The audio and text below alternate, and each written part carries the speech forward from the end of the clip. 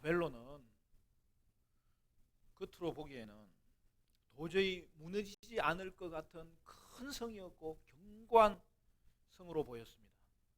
그러나 오늘 본문은 그 바벨론의 멸망을 보여줍니다. 찬란했던 영광의 바벨론이 속절없이 멸망하게 된다는 것을 볼 때 우리 모두는 놀라지 않을 수 없습니다. 그러나 이것은 당연한 결과지요. 여러분, 겉으로의 화려함이 내부의 견고함을 보장해 주는 것이 아니에요. 바벨론은 하나님 나라의 진행을 방해하였던 악한 세력들을 상징합니다. 그리고 그것은 로마 제국을 모델로 하고 있습니다. 그러므로 하나님은 구약에서 바벨론을 멸망시키셨듯이 미래에도 하나님의 신부인 교회를 핍박한 적대적인 세력에 대해서 반드시 멸망시키는 것입니다. 그러면 교회는 어떻게 됩니까? 하나님이 악의 세력들을 보응하심으로 교회는 굳건하게 설 것입니다. 여러분, 요한계시록 우리가 결론부에 이르렀는데 17, 18, 19, 20장이 결론부의 첫 번째 환상, 계시록에서 세 번째 환상입니다. 여러분, 그 내용은 모든 악의 세력에게 최후의 심판이 임한다는 것을 보여주는 것이죠. 세 단계로 설명합니다. 17, 18장은 바벨론의 멸망이고, 19장은 짐승과 거짓 선지자의 멸망이고, 20장은 그 모든 것의 근원인 용으로 보여지는 이 사탄의 멸망과 그를 따르던 불신자의 멸망을 묘사하고 있습니다. 여러분, 이런 심판의 순서는 시간적인 순서는 아닙니다. 여러분, 이것은 최후의 심판 과정을 다양한 측면에서 보여주는 것이죠. 그러니까 저들은 악의 동맹이잖아요. 그래서 저들의 멸망은 실제적으로는 한순간 한 멸망당하는 거예요. 오늘 앞부분에 살펴봤던 17장은 바벨론의 멸망에 대한 일반적인 묘사였다면, 오늘 본문 18장은 바벨론의 멸망에 대한 구체적인 묘사가 등장합니다. 이제 본격적으로 바벨론의 멸망에 대하여 언급합니다. 하늘로부터 임하는 힘찬 음성을 듣습니다. 1절, 2절 말씀 우리 같이 읽어볼까요? 1절, 2절 다 같이 시작. 이 일 후에 다른 천사가 하늘에서 내려오는 것을 보니 큰 권세를 가졌는데 그의 영광으로 땅이 환하여지더라. 힘찬 음성으로 외쳐 이르되 무너졌도다 무너졌도다. 큰 성 바벨론이여, 귀신의 처소와 각종 더러운 영이 모이는 곳과 각종 더럽고 가증한 새들이 모이는 곳이 되었도다. 여러분, 이 힘찬 음성이 들렸다는 것은 권세 있는 음성을 말하는 거예요. 이제 바벨론의 멸망이 실제로 펼쳐집니다. 무너졌도다 무너졌도다. 큰 성 바벨론이여. 여러분, 여기 무너졌다를 두 번 반복하는 것은 바벨론이 완전히 멸망당할 것을 강조하는 표현이에요. 바벨론이 멸망하여서 귀신의 처소와 더러운 것이 가득한 곳이 되어버렸습니다. 그런데 여러분, 바벨론은 멸망하기 전부터 이미 더럽고 가증한 것들이 그 속에 가득한 곳이지 않았습니까? 겉으로 화려해 보였지만 이미 멸망의 비참한 모습을 그 속에 품고 있었던 존재인 것입니다. 오늘 본문은 바벨론의 멸망 이유가 무엇인지 보다 더 구체적으로 우리에게 설명하고 있어요. 세 가지를 우리가 볼 수 있는데요. 첫째는 바벨론의 음행 때문입니다. 여러분, 3절 말씀에 보시면 그렇게 되어 있죠. 그 음행의 진노의 포도주로 말미암아 만국이 무너졌으며 또 땅의 왕들이 그와 더불어 음행하였으며 땅의 상인들도 그 사치의 세력으로 지부하였도다 하더라. 여러분,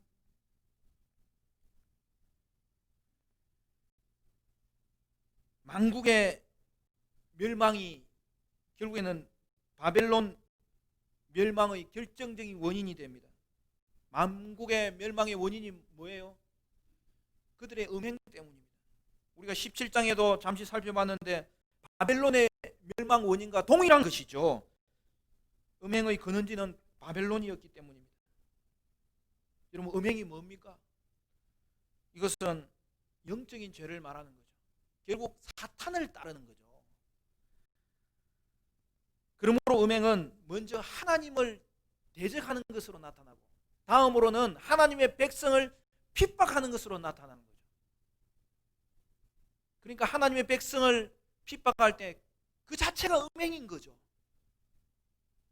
반면에 성도는 누구입니까? 성도는 그리스도를 따르는 자죠.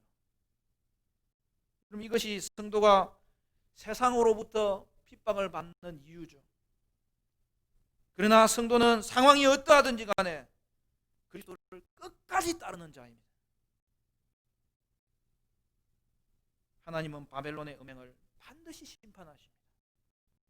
그러므로 성도를 핍박하는, 그리하여 피를 흘리게 한 그 음행의 죄를 물으시면서 하나님은 바벨론에게 하나님의 진노를 내릴 수밖에 없는 거예요.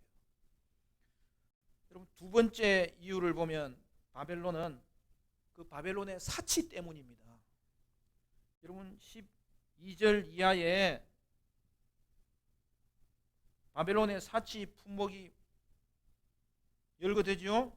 그것은 우리가 다음 시간에 다루겠습니다. 음행이 영적인 죄를 말한다면 여러분, 사치는 도덕적인 죄를 말하는 거예요. 그래서 3절은 뭐라고 했어요? 사치의 세력이라고 이야기를 했습니다. 로마 제국은 정복한 나라들을 착취하여서 스스로를 배부르게 한 자들입니다. 이것은 하나님의 진노를 사기에 충분하며, 이로 인하여서 바벨론은 실망당할 수밖에 없다는 것입니다. 이에 대하여 하늘의 음성이 또다시 들립니다. 뭐라고 이야기하죠? 성도에게 바벨론에서 떠나라고 권고하는 거예요. 여러분, 4절 말씀에 우리 다 같이 4절 말씀은 같이 읽을까요? 4절 다 같이 시작. 또 내가 들으니 하늘로부터 다른 음성이 나서 이르되 내 백성아, 거기서 나와 그의 죄에 참여하지 말고 그가 받을 재앙들을 받지 말라. 존 번연의 철로역정이라는 책이 있습니다. 전에 우리가 이달의 도서로 한번 추천을 했죠. 우리 카페에도 비치되어 있어요. 철로역정이 조금 해설이 필요해요. 그래서 제가 이번에 소개했던 책은 해설이 조금 담긴 책인데, 그게 카페에 있어요. 그래서 그냥 철로 역정이 아니라 제목을 정확하게 한번 확인해 보세요. 쉽게 읽는 철로 역정인가? 그 책이 제일 좋아요. 철로 역정이 번역이 한 10종류 됩니다.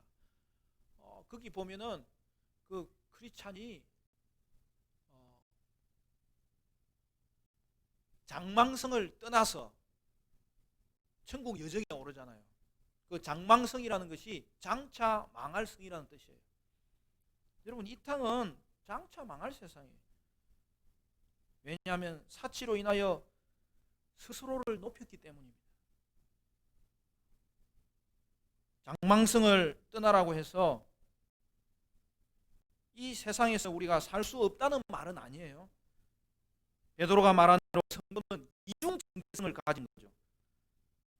그러니까 소속이 중요합니다. 성도는 땅에서 살지만 땅에 속한 자가 아닌 거예요. 성도는 하늘에 속한 자예요. 그러므로 성도는 이 땅에서 하나님의 백성으로 살아야 되는 것이죠. 세상 방식으로 사는 것이 아니라 천국 방식으로 살아야 되는 것이죠. 우리는 바벨론의 멸망을 보면서 이제 바벨론의 모습이 이제 마지막으로 명확하게 드러납니다.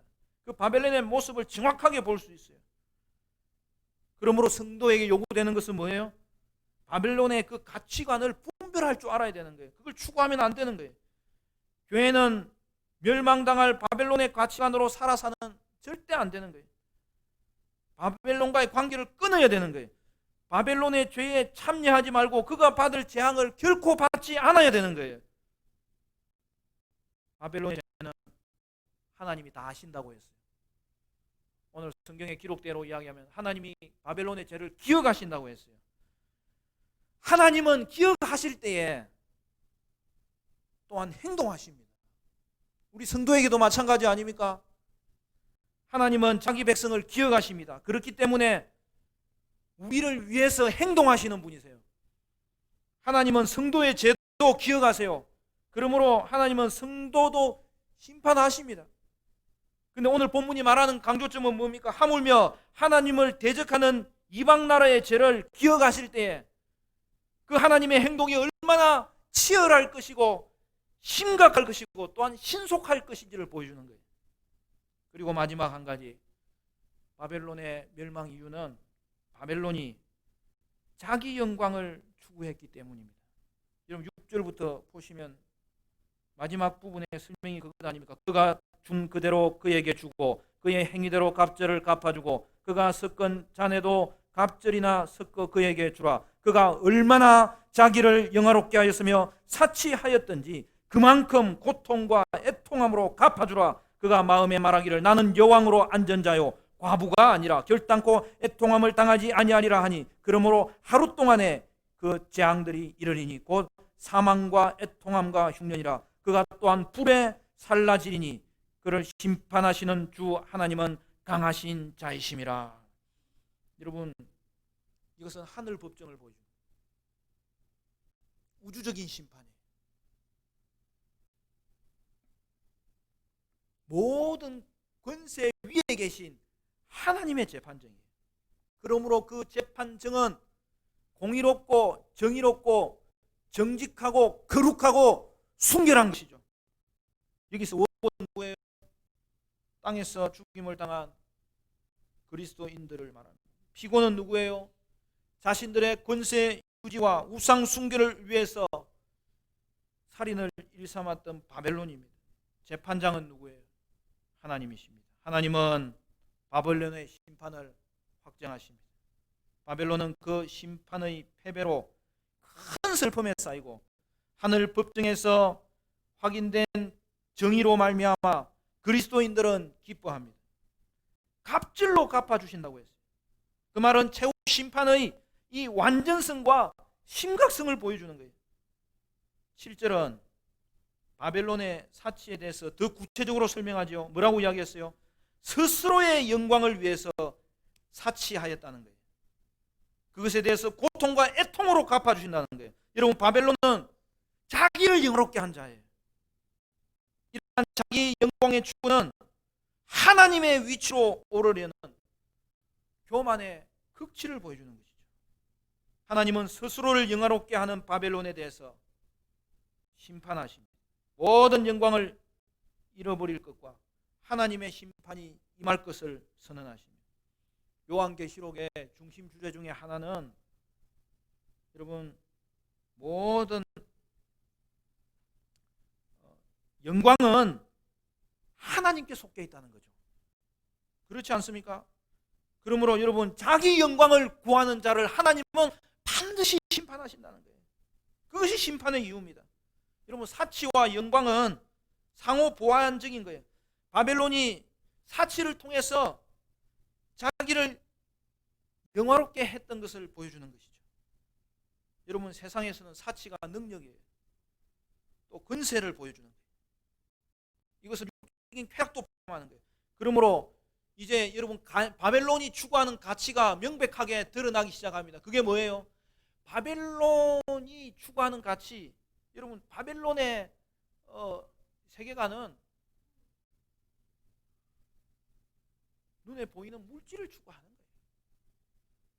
그리고 쾌락을 추구하는 거예요. 그리고 권세를 추구하는 거예요. 이에 대해서 성도는 어떻게 해야 됩니까? 여러분 리차드 포스트가 지적하기는 물질에 있어서는 단순한 삶을 살아라는 거예요. 여러분, 쾌락에 있어서는 거룩한 삶을 살아라는 거예요. 권세와 명예에 있어서는 섬김의 삶을 살아라는 거예요. 그래서 성도는 이 땅을 살아갈 때에 기독교 세계관 위에서 그 세상의 그 가치를 분별할 줄 알아야 돼요. 거기에 미혹되는 정도가 아니라 그것을 대항해야 되는 자죠. 그 싸움을 끝까지 싸워야 되는 거죠. 그리고 이 땅에 하나님 나라의 가치를 우리는 심어야 됩니다. 눈물로 씨를 뿌리면 반드시 열매가 맺혀지고, 하나님 나라의 씨앗은 열매 맺게 되기 때문에 저와 여러분을 하나님이 사용하신다는 거죠. 작은 일, 세상이 볼 때는 평범해 보이는 일이지만 영원한 가치를 생각하고 심는 그 일은 하나님이 우리를 사용하시는 놀라운 일이고, 거기에는 반드시 열매를 맺게 하시도록 주님은 오늘 믿음의 자녀들을 통해서 이 땅을 이끌어 가시는 거죠. 바벨론은 마음에 말하기를 뭐라고 이야기합니까? 나는 여왕으로 앉아있다. 그 말이 뭔 말이에요? 바벨론은 스스로 사치하고 영광스럽게 여겼기 때문에 자신의 종말에 대해서는 한 번도 생각해 보지 못했던 거예요. 그리고 결코 자기는 과부가 아니라는 거예요. 과부는 애통하는 자고 슬퍼하는 자이지만 그는 결코 불행을 당하지 않는다고 확신하는 모습이에요. 얼마나 무지하고 얼마나 교만한 모습입니까? 그러므로 하나님은 이 땅에 자기 영광을 추구하는 자를 반드시 심판하세요.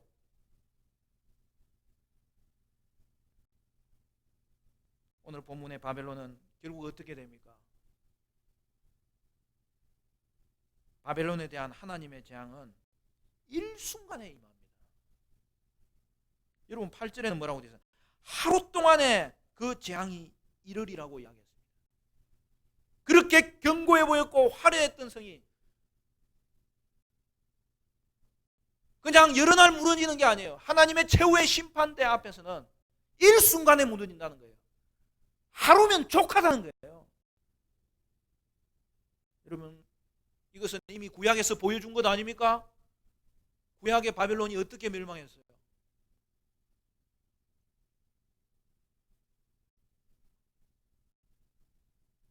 벨사살 왕이 하나님의 성전에서 가져온 금은 기명을 가져오라고 하여서 거기에 술을 붓고 그것을 쾌락의 도구로 사용하며 또한 금은으로 만든 우상을 찬양하였을 때 어떤 일이 벌어졌어요?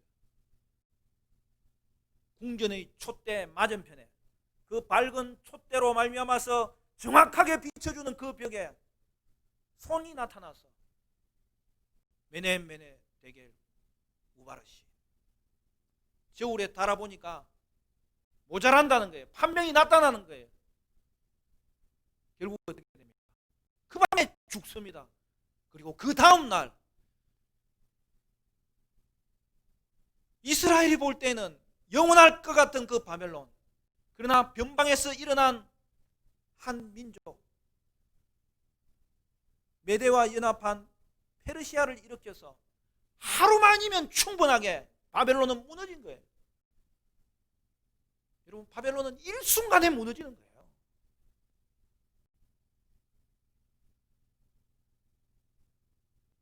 그래서 오늘 본문은 멸망을 삼중 멸망으로 설명합니다. 사망과 애통과 흉년이 임하는 거죠.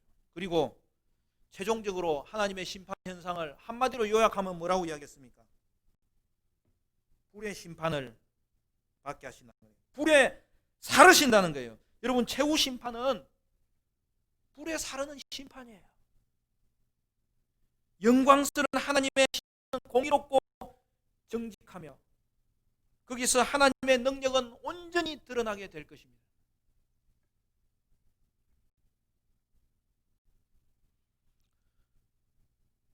지난주에 착한 소식이 있었습니다.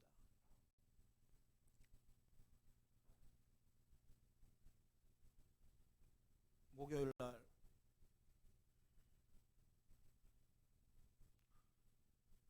제가 책을 보면서 공부하고 있는데 속보가 뜨더라고요. 박원순 서울시장의 실종 소식이었어요. 살아있었으면 좋겠다. 그런데 밤까지 연락이 안 되는 것을 보면서 불길한 예감이 드는 거죠. 12시가 지났어요.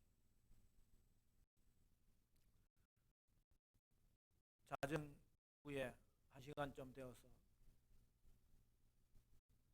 다시 속보가 뜨는 거예요. 휴대폰 신호가 끊어진 그 등산로 입구에서 얼마 떨어지지 않은 그 북악산 숙정문 근처에서 싸늘한 죽음으로 발견된 것이죠. 여러분, 박원순 시장은 10년 가까이 최장기 서울시장을 역임하면서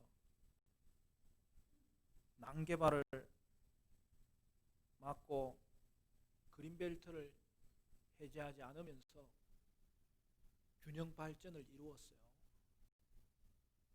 소외된 지역을 위해서 교육사업과 문화사업을 집중적으로 지원했어요.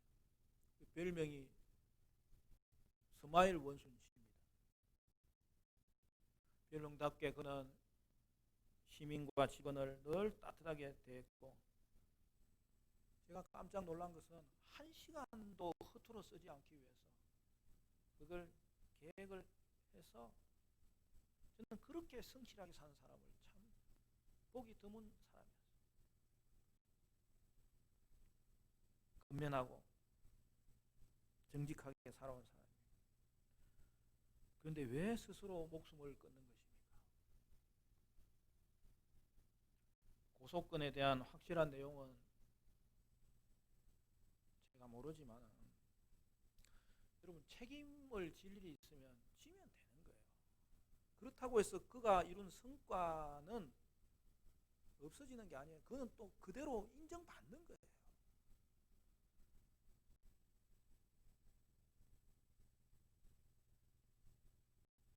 여러분, 죄도 경종이 있어요. 10계명에도요. 1계명은 결코 어기서는 안 돼. 뭐 다 어기면 안 되지만 가장 어기면은 큰 죄예요. 그렇게 경중을 나누어서 판단하는 것이 옳은 일이고요. 그렇기 때문에 여러분, 억울한 것이 생기면 더 살아서 밝혀야 돼요. 또 책임질 일이 있으면 그만큼의 합당한 책임을 져야 되는 것이죠. 그러니까 우리 사회는 죄에 대한 책임도 지지 않고 잘못도 인정하지 않고 또 잘못에 대한 이제 형벌을 정확하게 줘야 되는 거예요. 그리고 그 형벌을 받고 나면은 책임진 것에 대해서는 또 인정해 줘야 돼요. 그러니까 여러분, 벌 받은 이후에는 또한 용서해 줘야 돼요. 그래서 우리 교회만큼은 그렇게 해야 돼요.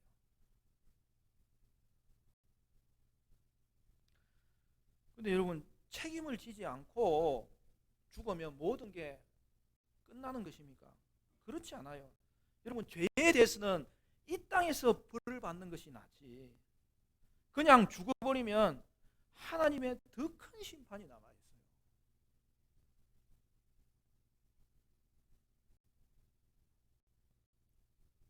여러분, 목사로서 저는 이야기는 할 수밖에 없어요. 절대로 자살하면 안 됩니다. 자살은 가장 심각한 죄예요.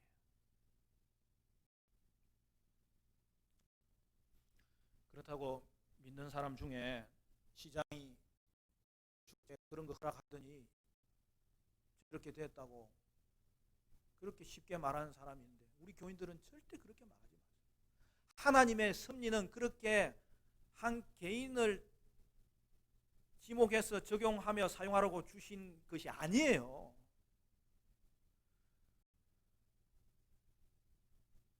박 시장의 죽음이 안타까울 따름이죠. 그 유가족들이 위로받고 다시 일어서기를 바랄 뿐이죠. 칼 세이건이라는 그 과학자가 있습니다. 여러분, 코스모스라는 유명한 책을 썼어요. 그게 1980년도에 나왔는데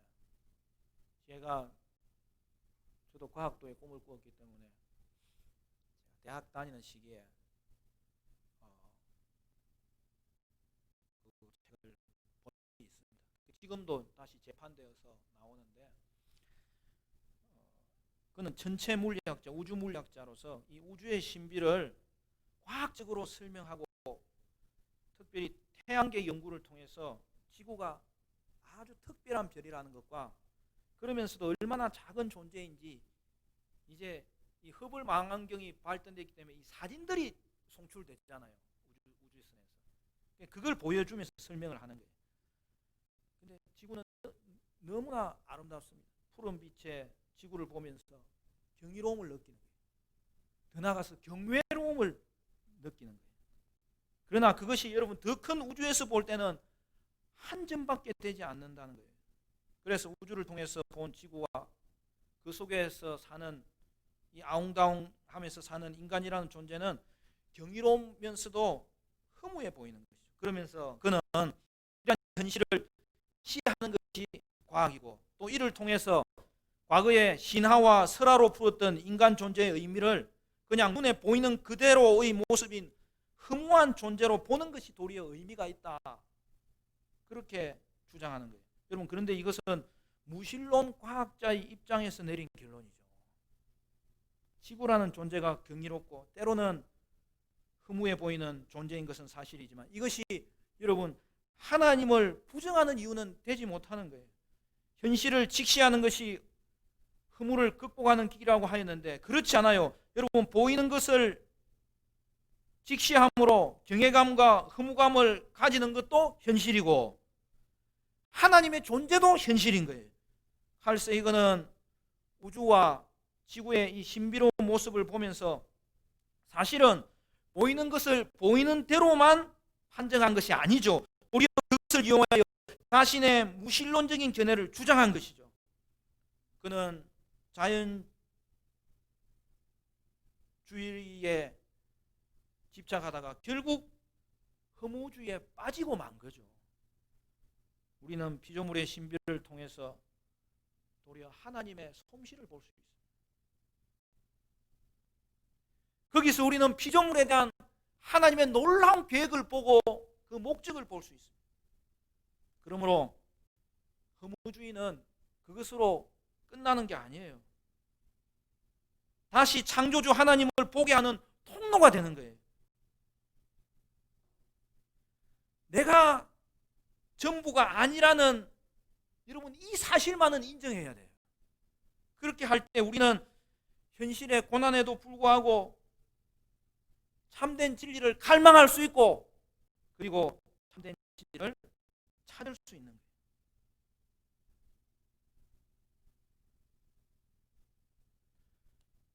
여러분 우리 인생은 그렇게 강하지 않습니다.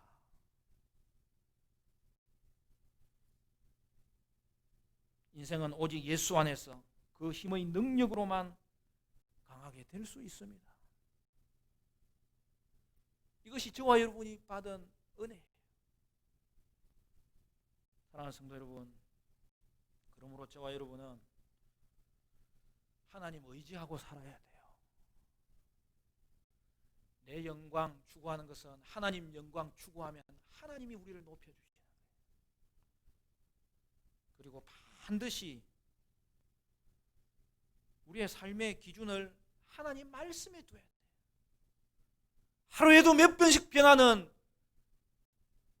우리의 감정과 그리고 눈앞에 보이는 것만 확인할 수 있는 우리의 시각으로 우리의 기준을 삼으면 그 인생은 흔들릴 수밖에 없고 허무할 수밖에 없고 그것을 이기지 못하여서 결국에는 멸망당할 수밖에 없는 존재죠.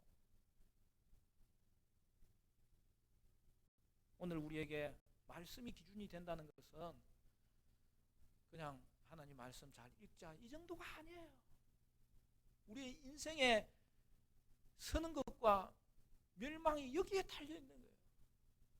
이 땅의 일어섬과 이 땅의 무너짐이 여기에 달려져 있는 거예요. 하나님의 말씀을 그대로 내버려 두었던 시대는 영적으로도 부흥하고 이 사회도 회복되었던 거예요. 그러나 하나님의 말씀의 기준을 무너뜨리는 자들이 번성하였을 때 영적으로도 무너지고 그 사회도 무너지고 결국에는 교회도 각성해야 되지만 최종적인 책임은 그 일에 동조했던 이 세상이 다 지게 되어 있는 거예요. 유물론이 휘몰아쳤을 때 온 세상이 얼마나 하나님이 없는 정도가 아니라 인간성조차도 말살되어 버리는 그런 1차 세계대전, 2차 세계대전을 맞이하고 그러고 나서 우리가 어떻게 하다가 이렇게 되었는지 그때는 이런 것이 너무 많은 거예요. 그럼에도 불구하고 오늘날 이 시대는 동일한 현상을 보이고 있는 것이 우리의 모습입니다.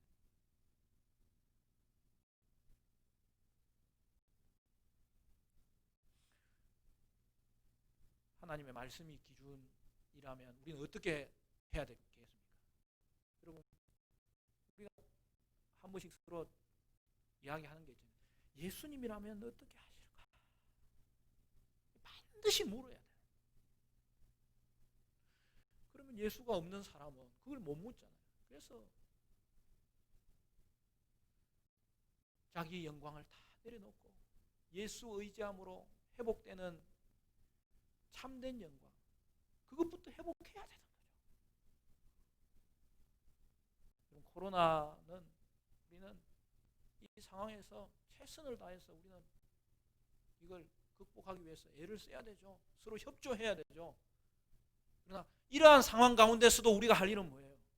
우리는 예수 전해야 되는 거예요.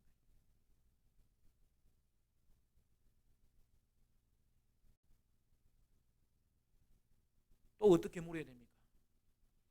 하나님의 말씀이 기준이어야 되기 때문에, 그래야 우리가 살기 때문에 우리는 어떤 판단을 내릴 때 깊이 있고 말씀은 무엇이라고 가르치는지를 물어야 되는 거예요. 찾아야 되는 거예요. 그 위에 서야 되는 거예요. 하나님 나라를 기준으로 삼아야 되는 거예요.